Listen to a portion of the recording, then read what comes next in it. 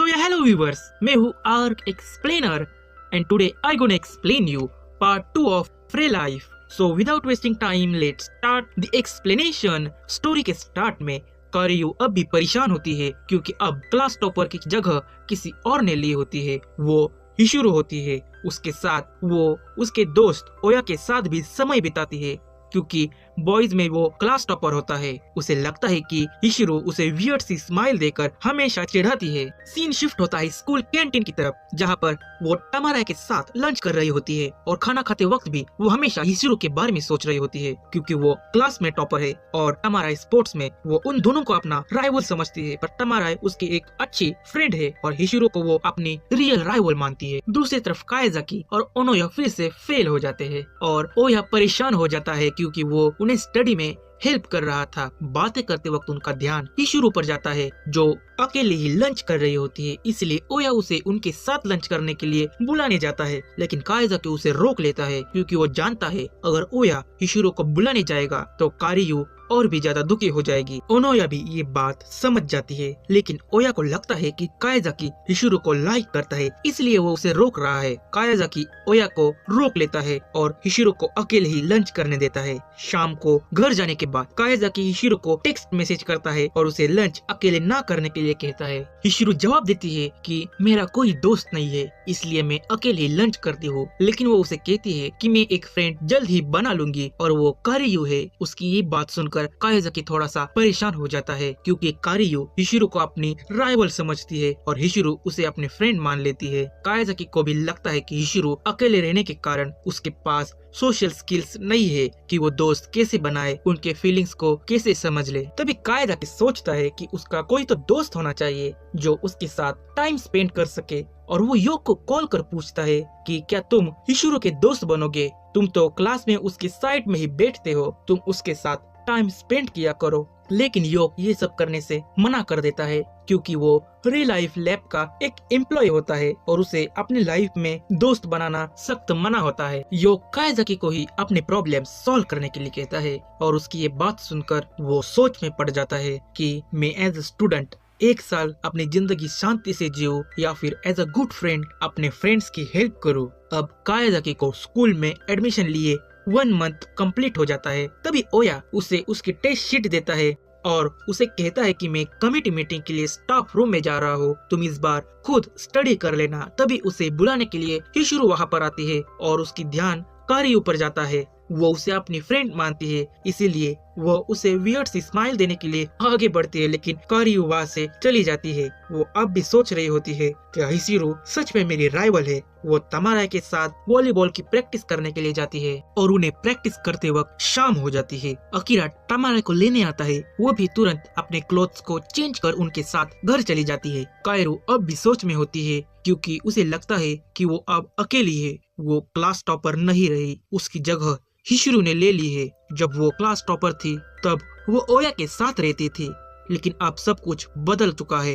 वो बहुत ही स्ट्रेस में होती है। ऊपर कायाजाकी अकेले ही स्टडी कर रहा होता है। कारियो भी जिम के कीज को स्टाफ रूम में लौटाने जाती है, जहाँ पर हिशिरो भी मौजूद होती है। की लौटाने के बाद जब वो स्टाफ रूम से बाहर आती है तो उसका ध्यान हिशिरो के बैग पर जाता है, जहाँ पर वो गुस्से में हिशिरो के बैग को अपने साथ ले जाती है। वो हिशिरो को तकलीफ देना चाहती है क्योंकि उसे लगता है कि वो उसके दोस्त ओया को उससे छीन रही है। वो उसके बैग को लेकर स्कूल से भागने की कोशिश करती है। तभी उसका सामना कायाजाकी से होता है जो स्टडी रूम की कीज लौटाने स्टाफ रूम जा रहा था, लेकिन कारियो बातें बनाकर वहाँ से भागने की कोशिश करती है। कायाजाकी पहचान लेता है कि उसके पास एक एक्स्ट्रा बैग है जो कि हिशिरो का है। कारियो वहाँ से भी भागने की कोशिश करती है, लेकिन कायाजाकी उसे रोकने की कोशिश करता है। तभी हड़बड़ी में वो सीढ़ियों से नीचे गिर जाती है, लेकिन कायाजाकी उसे वक्त रहते पकड़ लेता है, लेकिन उसका पैर भी फिसल जाता है और वो दोनों नीचे गिर जाते हैं। हिशिरो अपना वर्क खत्म कर स्टाफ रूम से बाहर निकलती है, जहाँ पर सीढ़ियों के पास उसे जोर से आवाज आती है। वो वहाँ चेक करने जाती है, जहाँ पर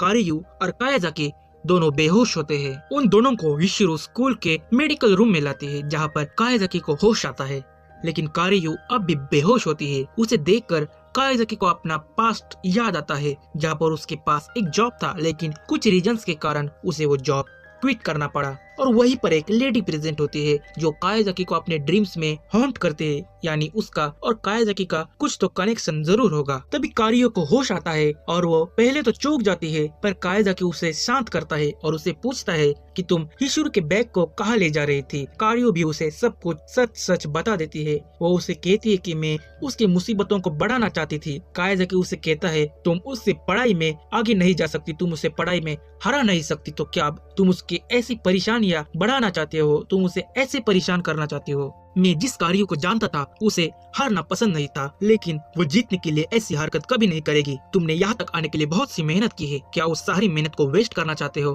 तभी कारियो जोर से चिल्लाती है और कहती है कि मैं फिर क्या करूँ? तमारा स्पोर्ट्स में अच्छी है, हिशिरो स्टडीज में, और मैं दोनों जगह पर लूजर हूँ। वो थोड़ी सी इमोशनल हो जाती है और रोने लगती है। कायाजाकी उसे समझाता है कि तुम्हें खुद को किसी और से कंपेयर नहीं करना चाहिए, तुम एक बेस्ट एथलीट और एक अच्छी स्कॉलर भी तो हो। और कारियो उसकी बात समझ जाती है और शांत हो जाती है। कायाजाकी उसे भी कहता है जिस तरह से तुम हार्ड वर्क कर रही हो उसी तरह से हिशिरो भी बहुत ही मेहनत करती है। जो तुम उसके बारे में सोचती हो वो वैसी है नहीं, तुम एक बार उससे बात करके तो देखो। कायाजाकी अपने घर के रास्ते निकल जाता है, जहाँ पर स्कूल के बाहर हिशिरो उसका इंतजार कर रही होती है। वो उसे सीधा सीधा पूछती है क्या कायरू ने मेरा बैग चुराया था, लेकिन कायाजाकी उसे बातों को घुमाकर कहता है कि नहीं, वो तो उस बैग को एक सेफ जगह पर ले जा रही थी। और हिशिरो उसके बातें सुनकर उस पर यकीन कर लेती है। तभी वो अचानक से सारी बातें सच कह देता है और कहता है कि वो तुमसे जेलस थी, वो तुम्हारा सिल्वर पिन लेना चाहती थी। सिल्वर पिन क्लास के टॉपर्स को दिया जाता है।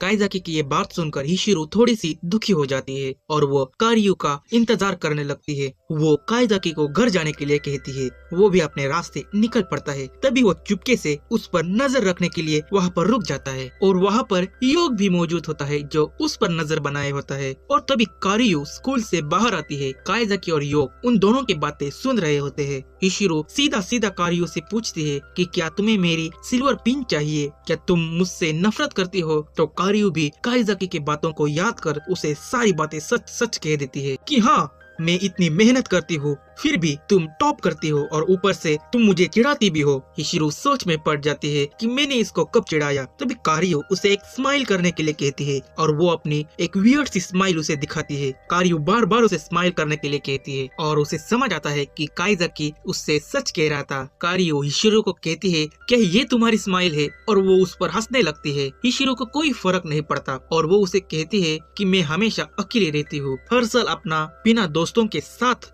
गुजारती हूँ, लेकिन अब मैं ये चेंज करना चाहती हूँ। वो अपना हाथ कायरू की तरफ बढ़ाती है और वो दोनों दोस्त बन जाते हैं और वो उसे कहती है कि हम फ्रेंड्स के साथ साथ राइवल्स भी रहेंगे और मैं तुम्हें नेक्स्ट टेस्ट में जरूर हरा दूंगी। कारियो उससे उसकी बैग छीनने के लिए माफी मांगती है और वो भी उसे माफ कर देती है। योग और कायाजाकी दोनों घर आते हैं, जहाँ पर योग कायाजाकी के साथ ही उसके घर आता है और वो दोनों कारियो और हिशिरो के दोस्ती को सेलिब्रेट करते हैं। योग उसे कहता है तुम्हें तुम्हारी नई लाइफ पसंद है ना, और वो दोनों एक साथ ड्रिंक करने लगते हैं। सुबह स्कूल में कारियो हिशिरो के साथ लंच करने जाती है और उन्हें देखकर कायाजाकी भी खुश हो जाता है। स्कूल छूटने के बाद हिशिरो लव से रिलेटेड इंटरनेट पर सर्च करती है, क्योंकि जब भी वो कायाजाकी को देखती है उसके माइंड में फीलिंग्स क्रिएट होते हैं। दूसरी तरफ कायाजाकी सुबह होने के बावजूद भी सोया होता है। ओया और ओनोया उसके अपार्टमेंट में आए होते हैं और वो उसके साथ वीकेंड पर स्टडी करने आए थे और कायाजाकी के रूम की हालत बहुत ही खराब होती है। वो तुरंत सारे ट्रैश को क्लीन करता है और एयर फ्रेशनर से रूम को साफ कर देता है।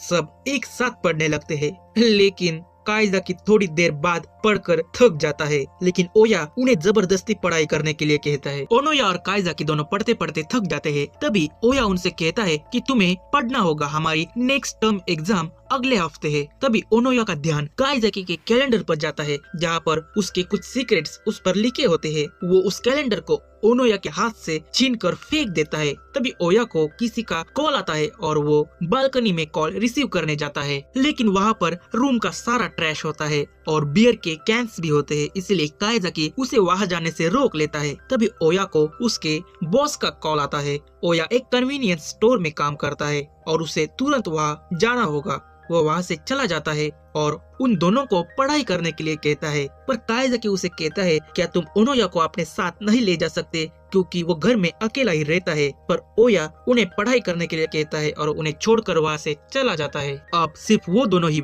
साथ में पढ़ाई करने लगते हैं। शाम हो जाती है। दूसरी तरफ योक अपने रियल लाइफ लेबोरेटरी से काइजाकी के फोन पर कॉल करने के लिए कहता है और ऑटोमेटिकली वो कॉल कनेक्ट भी हो जाता है। पर वो ओनोया और काइजाकी की बातें सुनकर शॉक में चला जाता है। ओनोया ने कैलेंडर पर कुछ इंटरव्यूज और रेज्यूमेस के डेट्स को देखा था, लेकिन काइजाकी उन बातों को घुमा देता है। तभी उनकी बात सुनकर योक भी दौड़कर काइजाकी के घर की तरफ जाने की कोशिश करता है। ओनोया काइजाकी से कुछ कहना चाहती है। वो काइजाकी को लाइक करती है और वो उसे अपना बॉयफ्रेंड बनाना चाहती है। योक भी उनकी बातें सुनकर घबरा जाता है। ओनोया उसे कहती है क्या तुम्हारी कोई दोस्त है? तभी उसके दिमाग में हिशिरो का ख्याल आता है, लेकिन वो ओनोया से इसका जवाब ना में देता है। तभी ओनोया उसे सीड्यूस करना स्टार्ट करती है, लेकिन काइजाकी खुद को कंट्रोल करता है और उसे अपने से दूर कर देता है। तभी वहाँ पर योक भी आ जाता है और ओनोया को रोक लेता है। काइजाकी को वो सारा सच बता देता है कि ओनोया भी एक रियल लाइफ लेबोरेटरी की मेंबर है, जिसे काइजाकी पर नजर रखने के लिए अपॉइंट किया गया है। वो उसे सीड्यूस कर उसका रिएक्शन जानने की कोशिश कर रही थी और उसकी बात सुनकर काइजाकी शॉक में चला जाता है। अब उसे पता चलता है कि वो हमेशा मोबाइल फोन क्यों यूज करती थी। वो काइजाकी की सारी खबर योक को देती थी। काइजाकी उनसे उनकी एज पूछता है और कोइंसिडेंटली उन सब की एज सेम होती है। वो सब 27 साल के होते हैं। ओनोया काइजाकी से माफी मांगती है कि वो उससे इस तरह से बिहेव करने के लिए वो उसे फ्यूचर सिचुएशन के लिए ट्रेन कर रही थी और वो उसे कहती है कि तुम एक सच्चे जेंटलमैन हो। ओनोया अब भी उनसे माफी मांगती है क्योंकि वो योक की तरह एक ट्रेंड लैब की एम्प्लॉय नहीं होती। वो अब भी सीख रही होती है।